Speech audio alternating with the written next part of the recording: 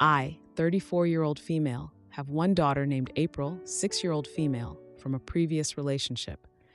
She is autistic but has improved a lot since starting various kinds of therapy that I keep her in to help her cope. She still struggles with sensory issues, especially with her clothes. The only thing she feels comfortable in is a very soft cotton fabric or a similar texture. Anything else and a meltdown soon follows until she's able to change. She looks genuinely miserable, so I have no problem just letting her wear the type of textured fabric she wants. I know because of her autism, it feels like a much bigger deal to herself than me or anyone else. Other than this fabric issue, she is well behaved about getting dressed and basically anything else. I've been dating Dan, 34-year-old male, for a little over 2 years. He recently proposed, and we've just begun the wedding plans. He has no children of his own. Instead, he has what feels like a whole army of nieces and nephews. I've gotten along with his family very well, and they've all been very kind to my daughter and me. This year is the first time we'll be spending Christmas with Dan's family. They all spend 1 to 2 weeks staying at his grandparents' huge ranch and home. My mother-in-law, MIL, has been overall kind as well, but she's a bit of a perfectionist. I've seen her spend hours nitpicking things to meet her standards. Dan says she's been this way his whole life.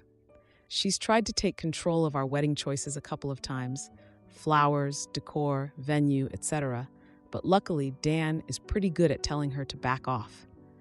She recently asked to include April in a family Christmas tradition. After they all go to church on Christmas Eve, they gather up all the kids under 10 years old to take a group photo. Of course, they take many others of the whole family, but they've taken this specific photo every Christmas for over 10 years. They say it'll be nice to look back and see who all the little kids were for each Christmas year. I didn't fully understand it at first, but it sounds sort of cute. The issue is that all those girls and boys wear matching Christmas outfits. The boys are in tiny Christmas suits, while the girls are all in those black velvet and plaid dresses that you see little girls wear everywhere during Christmas. My mother-in-law even said she had one hand-me-down from one of the older nieces that would fit April perfectly. I took it home and got April to try it on. She hated the texture and was miserable, stressed, and itchy within a minute of wearing it. Even with the short time she had it on, she started to have a meltdown. I quickly took it off. I got back to my mother-in-law and said that while I appreciate her offering the dress, it wouldn't work for us. I said that I'd look around local stores and online to get a dress that looks the same or has the same color theme. It'd have to be tolerable for April to wear. My mother-in-law got upset and said that any dress other than the design she originally showed me wouldn't match with all the other kids. She was also a hard no on the different outfit, same color idea. She said it would ruin the perfect balance in the picture. I tried to explain April's autism and how genuinely distressed she gets, but mother-in-law didn't listen and cut me off. She said my daughter is incredibly spoiled if I can't even force her to wear an uncomfortable dress for one night in a snarky voice. She also hinted that she thinks April's diagnosis is an excuse to let her wear or do whatever she wants. She rolled her eyes and said once my daughter grows up, she'll get a hard hit from reality, and I should show her some tough love to help her learn that you don't always get to do what you want. Her rudeness made me a bit upset, and I said that since my daughter wouldn't be able to perfectly match with her cousins, she doesn't have to be in that certain photo. She has such a fun time even just hanging around the older cousins. I doubt she'll even notice or care. I felt a bit petty and hurt, so I ended with a quip about how I've always thought those dresses weren't all that cute anyway. This is probably for the best. Mother-in-law huffed dramatically, and I went home. When I talked to Dan, he actually sided with his mom. He said she's trying to find special ways to include April in the family, and me refusing to participate was basically throwing the courtesy she offered right back in her face. He says I could have had April in a fabric she likes for the whole day and night, then change her into the itchy dress for 10 minutes to snap a couple of photos. The thing is, I know if I knowingly force her into something she doesn't want to do, she'll be stressed and paranoid the rest of the trip. she won't be able to enjoy the whole experience quite as easily. If she starts to feel overwhelmed, which is a very high possibility with the dress and the big crowd of family members, I know she'll probably also start a very stressful meltdown. It's difficult to console her, and I felt like it would put a damper on the whole celebration. Honestly, I would have been okay with her not being in that one photo. I understand mother-in-law loves things to match perfectly, and how a different outfit could be a bit jarring in the photo. There will certainly be dozens more. April will have the opportunity to be in. It was really mother-in-law's attitude over the whole thing that put me on edge and made me a bit rude during the conversation. After talking to Dan, I'm wondering if I was too short and should have just sucked it up and worked harder to accept and compromise with mother-in-law's attempt to include us in the family. It's always just been my daughter and me, so I'm not quite used to family drama. Am I the idiot? Now for a few comments before the update. Comment 1. Not the idiot. She rolled her eyes and said once my daughter grows up, she'll get a hard hit from reality and I should show her some tough love to help her learn. You don't always get to do what you want. Apparently, your mother-in-law missed this lesson too. She needs some tough love to help her learn. You don't always get to do what you want. Edit. I forgot to mention that I do respect her trying to include your daughter in her events, though. Comment 2. When I talked to Dan, he actually sided with his mom. You have a fiancé problem. He sided with his mom, not with you or April. You need to sit down and see how much of your future mother-in-law's opinion he shares. If he is not behind you and April 100%, it is time for a new fiancé. That is the root problem. What you describe is just the symptom. Now for the update.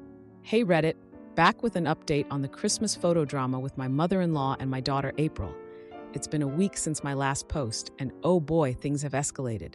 So after my last conversation with Dan, where he sided with his mom, I was feeling pretty cornered.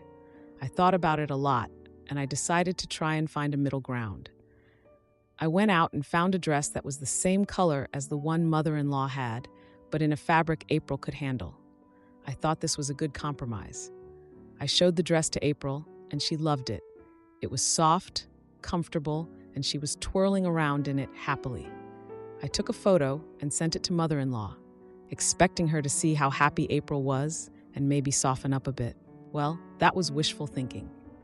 Mother-in-law called me, and she was furious. She said I was undermining her authority in the family and that I was setting a bad example for the other kids by not following traditions. She even accused me of trying to make April stand out on purpose. Dan was there when I got the call, and he heard everything. I expected him to back me up, but instead, he told me I should have waited to discuss it with him before sending the picture to his mom. I couldn't believe it. I felt like I was the only one thinking about April's needs. The next day, Dan's sister, who I've always been close with, called me. She said she heard about the dress situation and wanted to offer her support. She told me that she understood why I was doing what I was doing for April and that she had my back. It felt good to have someone in Dan's family on my side. But then, she dropped a bombshell. She said that mother-in-law had been complaining to the whole family about me and April, saying that I was too lenient and that I was spoiling her. She even suggested to the family that maybe April shouldn't come to the ranch at all if she couldn't behave. I was shocked and hurt. I couldn't believe mother-in-law would go behind my back and try to turn the family against my daughter. It felt like a betrayal. The situation came to a head 2 days ago. We were all at Dan's grandparents' ranch, and mother-in-law brought out the velvet and plaid dresses for the girls to try on. I had brought April's soft cotton dress, and she was already wearing it. When mother-in-law saw April, she lost it. She started yelling about how I was ruining the family photo and how I was disrespecting her. The whole family was watching, and it was incredibly uncomfortable.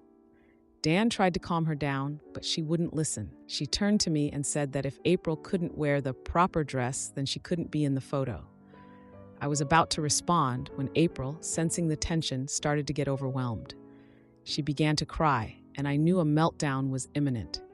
I took April away to calm her down, leaving Dan to deal with his mom. When I came back, Dan was arguing with his mom. He was defending April and me, saying that we were part of the family and should be treated as such. It was a mess. The family was divided, some siding with mother-in-law and others with us. The photo was supposed to happen the next day, and now it was unclear if April would be in it or not. The next morning, I woke up to find Dan already up. He said he'd been thinking about everything and that he was sorry for not supporting me and April from the start. He said he'd talk to his mom again and make sure she understood that April's needs were non-negotiable. But when we went to breakfast, mother-in-law was already there, and she was acting like nothing had happened. She was all smiles and kept talking about the photo as if the argument had never occurred. Dan pulled her aside to talk, and I could see them having a heated discussion. After a few minutes, Dan came back and said that mother-in-law was still insisting on the velvet dress. He looked defeated. I didn't know what to do. I wanted April to be included, but not at the expense of her comfort and happiness. The family was waiting for us to make a decision, and the tension was thick in the air. As of now, the photo is supposed to happen tonight, and we still haven't resolved the dress issue. April is oblivious to the drama, happily playing with her cousins in her soft cotton dress. I'm dreading the confrontation that's bound to happen when it's time for the photo. My mother can't stop praising my ex, so I shut her down. But she just smirks. I'm juggling a break and moving back in with him for our kids, and she doesn't know he's about to blow up. My 44-year-old female, mom, 64-year-old female, is a little too in love with my ex-husband, 43-year-old male, even though it's been 13 years since our divorce was finalized. My ex and I had one child together, a son who is now 16 years old. My mom is hung up on the fact that my ex is a good dad and an extremely loyal person. Also, a nice person, except when he's particularly frustrated. Our divorce was caused by me disliking his lack of motivation to improve himself and to build a financial safety net. Instead, he was okay making $17 an hour for a niche, artsy small business where most of the employees were there because their passion outweighed their salary expectations. He was a college graduate doing a lot of office management stuff that in every other company would have been paid more. He'd refuse to see reason when I'd tell him that he needed to jump ship before the ship that was a small business being outcompeted in price would sink. Eventually, we realized this was a conflict we could never agree on, and I decided to pull the plug. Since then, I have moved on with a boyfriend, 49-year-old male, who my mom dislikes with a passion.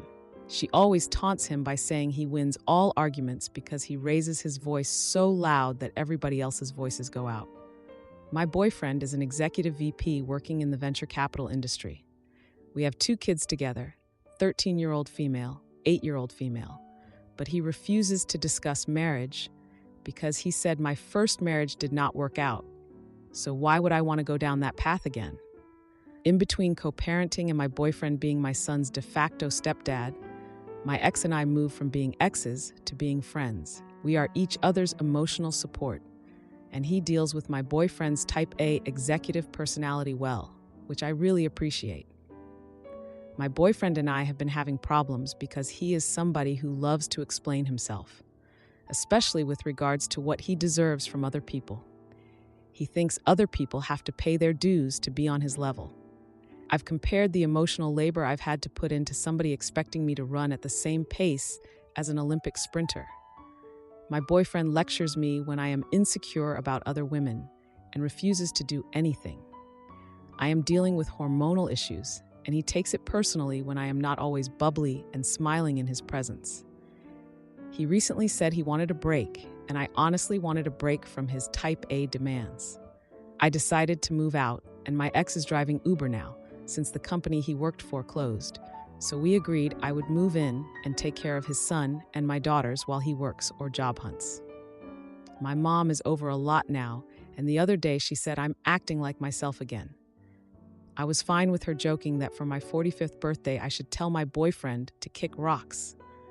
But I wasn't fine with her saying that my ex is a good man and I lost a good man in him. I thought that was inappropriate and not true, and told her to leave my apartment. She shot back saying it wasn't even my apartment, but that she seems to have hit a nerve. Am I the idiot? Now, for a few comments before the update. Comment 1. It's interesting how you divorced your ex for not meeting your standards, and now the same thing is happening to you with someone who seems like you don't even like as a person. You're in for a crazy 10 years dealing with this dude. I guess you're lucky he never wanted to marry you. You might want to have people in your corner. Kinda seems like you need it. Comment 2. What the frick? You divorced your ex because he wasn't the alpha businessman. You had 2 kids with the alpha businessman, and your relationship is shoot. Now back to the ex, who has been your supportive friend, who now will look for a new job to care for your son and 2 kids that aren't his. It's laughable. You're the a-hole. Now, for the update. Hey everyone, it's been a wild couple of weeks since my last post, and boy do I have updates for you. First off, let's talk about my mom. Remember how she's been a little too fond of my ex-husband? Well, it turns out her meddling has reached new heights. She's been dropping by the apartment more frequently, and each visit is like a new episode of her personal soap opera. She's been trying to play matchmaker, subtly and not so subtly, suggesting that my ex and I should give things another shot. It's like she's living in the past, refusing to accept that we've both moved on. Now, about my ex. Since I moved in, we've been getting along surprisingly well. It's like we've found a rhythm in co-parenting and managing the household.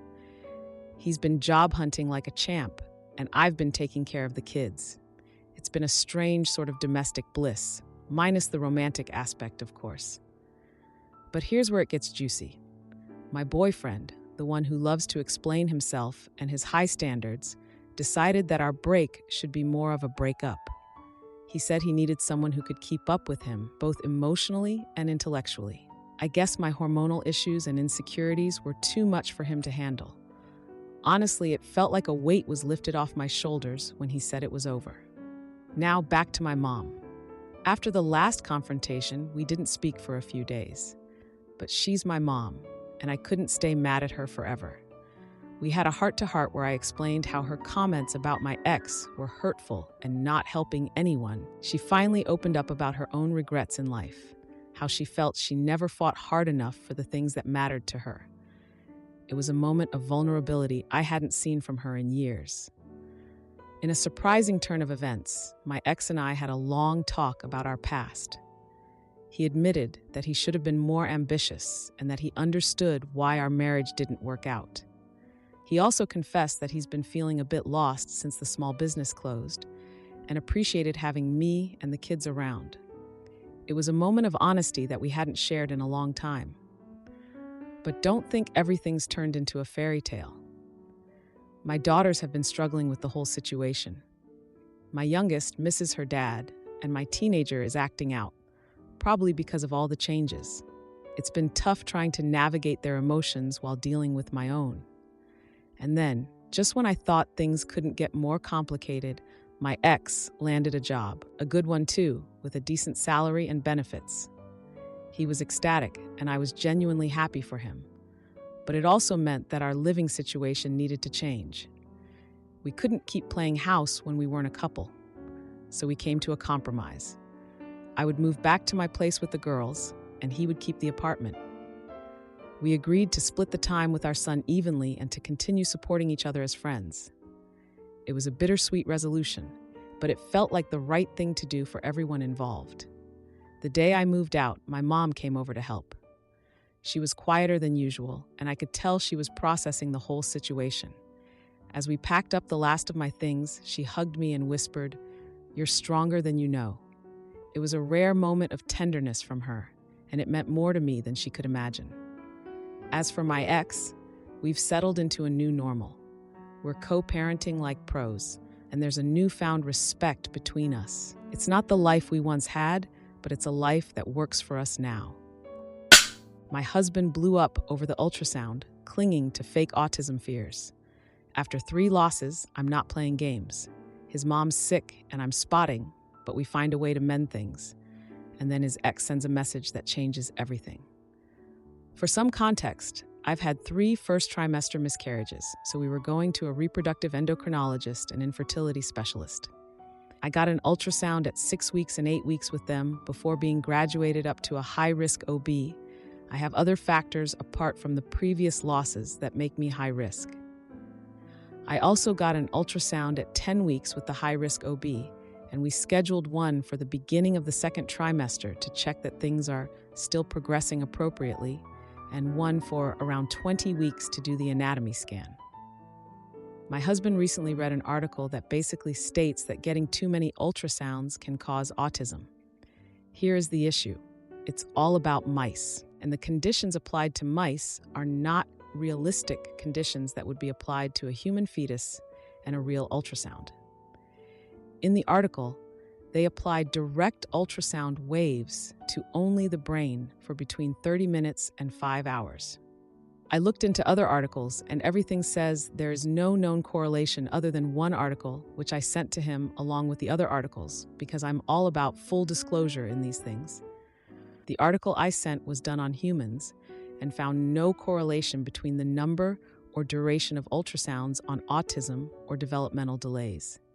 They did find a mild correlation with penetration depth, but again, correlation, not causation. Here's where I might be the AH.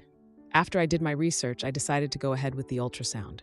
I did this mainly to try and alleviate some of the anxiety I have about the possibility of another miscarriage. I have nightmares about it frequently and have had a few anxiety attacks. My thought is that it is less of a risk to the baby to deal with the possibility that an ultrasound can cause issues, as opposed to dealing with the anxiety and its known negative effects for another month and a half until the anatomy scan. I honestly believe that having seen the baby alive and well in the second trimester will alleviate a lot of the issues I've been having since all my losses have been in the first trimester. My husband is now saying that I basically told him that he has no say in anything, that I've breached his trust, and that he feels like he isn't an equal partner. He's angry that I would put our baby at risk. I understand why he is upset, but I honestly don't think I put the baby at risk. I've gone along with everything else he has requested in regards to this pregnancy so far, even the things I don't totally agree with, so it's not like I've been ignoring his thoughts or requests up until now. I made one decision against his wishes, and now I feel like he's making me out to be a monster. If I am the AH, I'll obviously apologize, but I really don't think I am. Update info. Okay, so this got way more attention than I thought it would. I did have a conversation with my husband last night, and a lot of his anger and frustration was him feeling helpless. It was also because we were unable to reach a compromise the night before the ultrasound.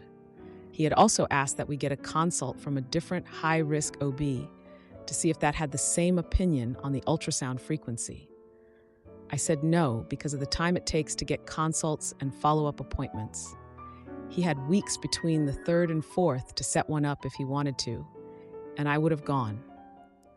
But I do give him leeway because we have been doing a lot of caring for his mom's medical issues, and it has taken a toll on both of us. It may not sound like it from what I wrote of him, but he is actually very smart. I'm not sure what is going on in this particular case with him. He is not anti-vaccine, and he knows the importance of medical intervention. A lot of you have made very valid points that I will bring up when this comes up against over the following days. Now, for a few comments before the update. Comment 1. Not the idiot. Ultrasound technician here. In a world where the use of ultrasound is not even regulated in most places because it isn't considered harmful, and people will pay $300 or more for a little looky-look with their entire family on a big screen TV for entertainment purposes, to find out gender, get 3D pictures, and buy ridiculous bears with your fetus's heartbeat, you have absolutely no reason to feel guilty for getting a medical ultrasound that was recommended by a professional. Tell your husband there are published and peer-reviewed studies on the harmful effects of stress and anxiety of the mother to a growing fetus in utero. Maybe invite him to the OB appointments so he can ask his own questions and feel better about the tests they are recommending. Comment 2. Oh dear, your husband seeking medical advice from the internet is a problem.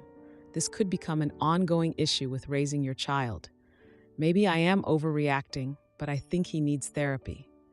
It's one thing to Google symptoms of meningitis or what temperature should I take my kid to the ER. It's quite another to go down rabbit holes of anti-medicine cults on the internet, as it can endanger lives. Edit. Think I meant holes, not warrens. Lol. Now, for the update. Hey everyone. It's been a week since my last post, and wow, things have been intense. I never expected my life to feel like a drama series, but here we are. I guess I should start with the aftermath of the ultrasound situation. After my husband and I had that big argument, things were tense. We've been through a lot together, like when we first met in college and bonded over our shared love for old school video games. We've always been a team, tackling everything from his mom's health scares to our own fertility struggles. But this was different. It felt like we were on opposite sides for the first time. I went ahead with the ultrasound, and seeing our little one on the screen was a relief I can't even describe. I was so caught up in the moment that I almost forgot about the tension waiting for me at home.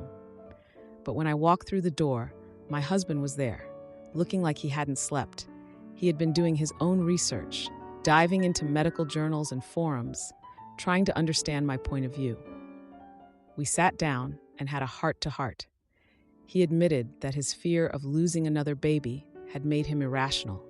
He was holding on to that one article because it gave him a sense of control. I told him about my nightmares, my anxiety, and how the ultrasound was a lifeline for me.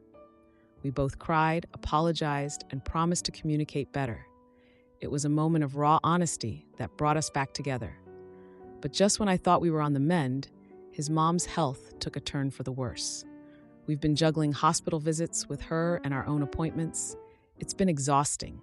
His mom, who's always been like a second mother to me, pulled me aside during one visit. She whispered, "Take care of my son and grandbaby," with a look that said she knew she wouldn't be around much longer. It broke my heart. In the midst of all this, my husband's ex-girlfriend, who he dated for a brief period before we got serious, reached out to him. She heard about his mom and wanted to offer support. I trust my husband, but her timing couldn't have been worse.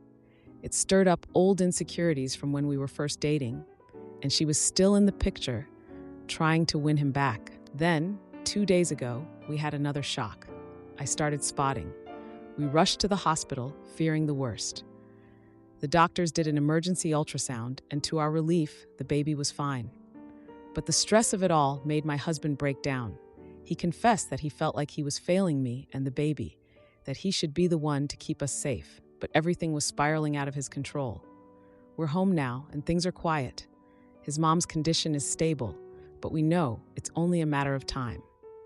My husband and I are trying to cherish every moment with her and with each other. We're also preparing for the next ultrasound, the one that will tell us if our baby is developing as they should. It's a bittersweet time, filled with hope and fear. As for the ex-girlfriend, she sent a heartfelt letter apologizing for any trouble she may have caused and wishing us the best. It was a surprising but welcome gesture that helped close an old chapter for both of us. If you liked this video, you'll probably like these too. Also, while you're here, please consider subscribing. It's your support that keeps this channel alive and allows me to make better and longer videos. Have a great day.